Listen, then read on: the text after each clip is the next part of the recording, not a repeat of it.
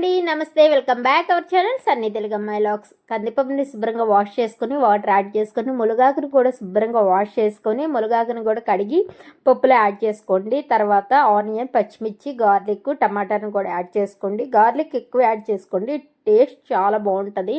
తర్వాత అవన్నీ కట్ చేసి యాడ్ చేసుకొని కరివేపాకు, కొత్తిమీరను కూడా యాడ్ చేసుకోండి.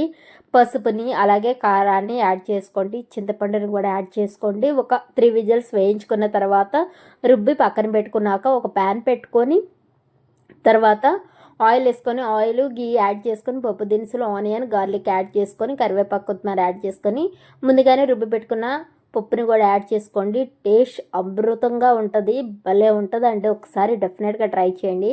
వేడి వేడి అన్నంలోకి ఇలాగా యాడ్ చేసుకొని నెయ్యి, అలాగే మామిడికాయ చట్నీ, అలాగే వంకాయ ఫ్రై, ఆమ్లెట్, అబ్బా ఎంత బాగుంటుందండి. ఒకసారి డెఫినెట్గా ట్రై చేయండి. వీడియో నచ్చినట్లయితే లైక్ చేయండి.